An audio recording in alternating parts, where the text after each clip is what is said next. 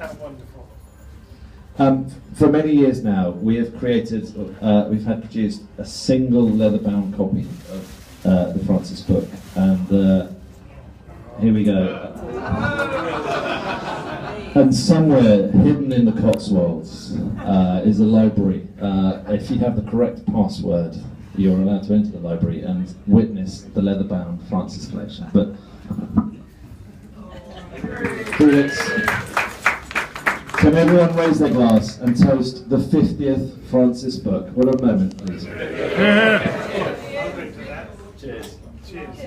Over to you, Felix. Thank you, Alex. Can everyone hear me at the back? Reminds me of the vicar on his finding his church rather fuller than usual on Remembrance Sunday. Started his sermon by saying, "Can everyone hear me at the back? If you can't, put your hand up." And in the second row, a man puts his hand up. I'm just going to turn this down. And the vicar leans on the pulpit and he says, "Now, Tom," he says, "I know you can hear me from there." And Tom says, "Yes, I can, vicar, but I'm quite prepared to swap with someone at the back who can't." Welcome to the room with the best view in London. The best river view, certainly. The best view. It's lovely to see so many friends, members of family, and some fellow writers here too, which is great. It's a great honour. Devon Lock has quite a lot to answer for, really. For those of you who are too young to know, Devon Lock was the horse that collapsed under my father in the 1956 Grand Nationals, and it is solely as a result of that incident that I am standing here before you now. My father was introduced to a young man called John Johnson, a literary agent, who decided that the events of the 29th of March 1956 would be a good peg on which to hang an autobiography. And with John's encouragement and my mother's help, my father wrote an autobiography, you might say rather early, because he hadn't written anything else. But it was called The Sport of Queens. You'll see the book covers around here. It was called The Sport of Queens, which, as he always said in later life, perhaps you wouldn't call it that now. However, it was simply as a result of that book that when my father retired from racing due to injury the following January in '57, and he announced his retirement on what was then Sports View, John Junior, then editor of the Sunday Express, heard this and he rang up my father and said, "If you've half written your autobiography, then you must be able to put a few words together, so would you like to write for my newspaper?" And my father was a little wary, because in those days, of course, you were either one of us or one of them. And my father moved from the jockey's changing room to the press room, and the two did not communicate. And I'm pleased to say that my father was one of those who broke down that barrier. So The Sport of Queens came out in '57, and my father by this time was a writer for the Sunday Express. But in his words, we had two sons to educate, and the cars began to knock and the carpets began to wear out, and my mother said to my father, "You've always said you're going to write a story, so why don't you?" So Dead Cert, it's on the window down there. These are all images of the first edition covers.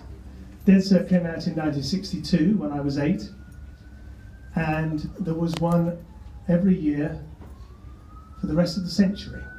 So, dear Devon Lock, my father did say in later life that he owed more to the failure of that horse than he would to the success. After all, someone wins the Grand National every year, but to lose it in such spectacular fashion is a rare occurrence. In fact, probably it hasn't really happened since, even though Richard Pittman might say that Chris lost it in fairly dramatic fashion And thankfully there was no film there when Brian Marshall's bridle broke, having jumped the last fence, and the horse ran out and he didn't win before the war, because that was an equal disaster.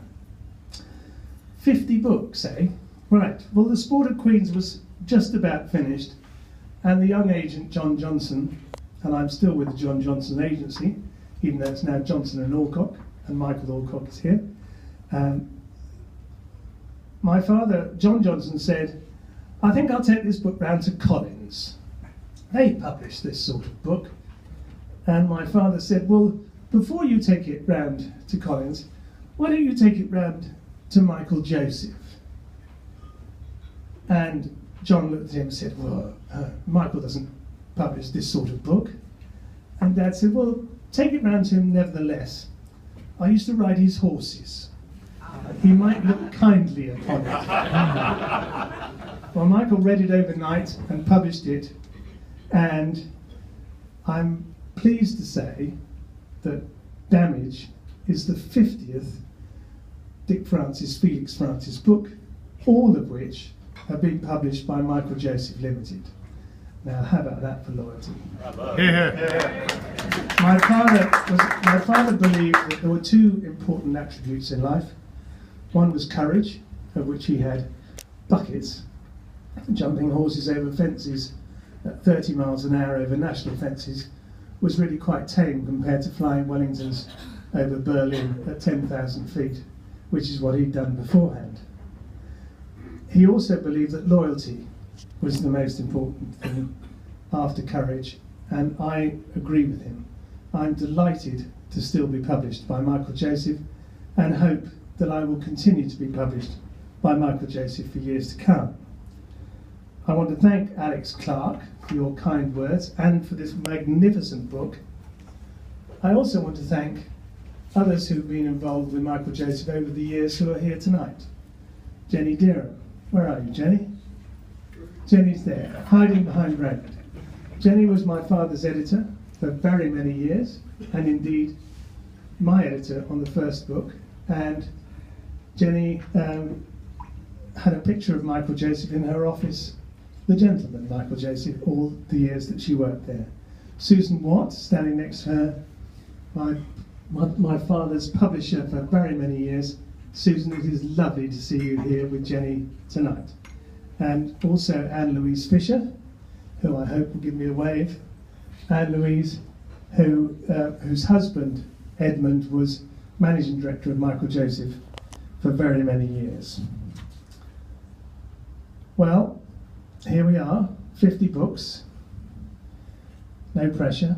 There's space on the wall, another 51. I'm working on it already. I hope that we'll all be back here next year. Thank you very much for coming. If you would like to buy a book, all the better. I will sign it for you. Great joy. Thank you very much. Bravo.